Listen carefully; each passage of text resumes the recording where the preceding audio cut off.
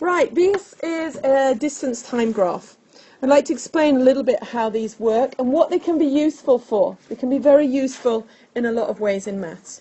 Let's say that I decide to go and visit my aunt, who lives 150 kilometers away.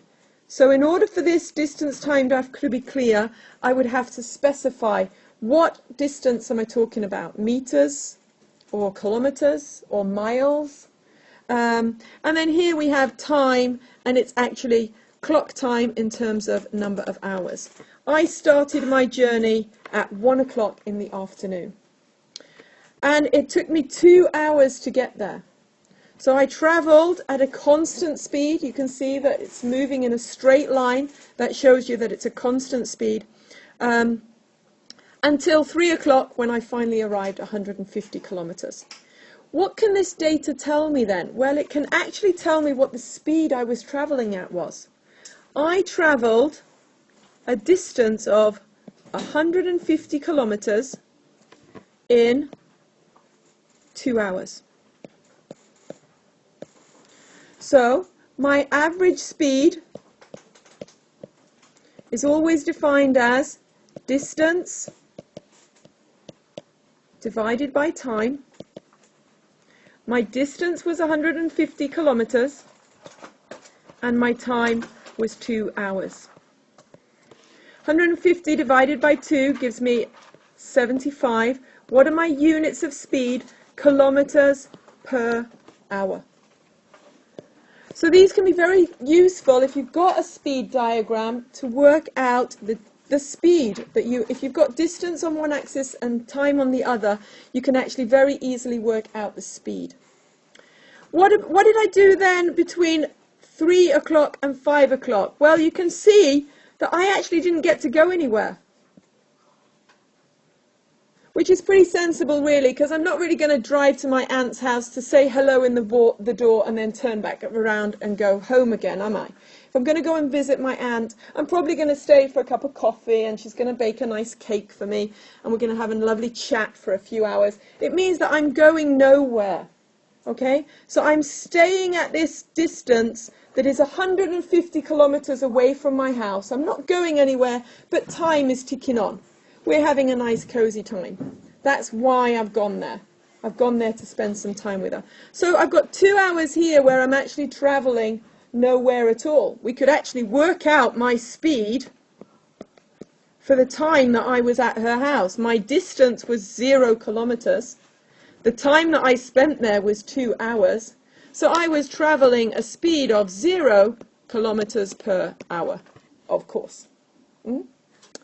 Let's look at the way home then. Well, on the way home, I also travelled exactly the same distance, 125 kilometres. But instead of taking 2 hours, it took me 3 hours to get home. So my distance on the way home, speed is always distance divided by time. The distance I travel divided by the total time it takes me, which is 150 divided by 3, which is 50 kilometers per hour.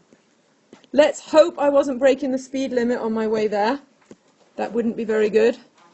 We'll assume it was a 90 kilometer per hour speed limit. Okay, so my speed for my journey home, I took it a lot easier, enjoyed the countryside, didn't rush and stress, most unlike me, and came home at 50 kilometers per hour. So that's why these diagrams can be quite useful. And that's the very basic data of a speed diagram. We also have a special way of trying to remember. Has anybody ever seen the speed triangle before?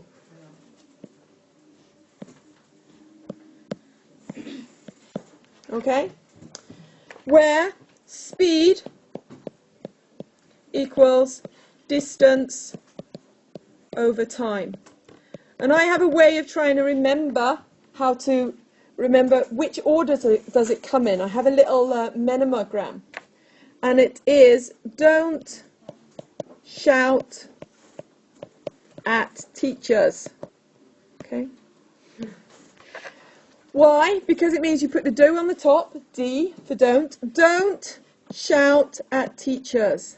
This is really, really useful. If I want to know speed,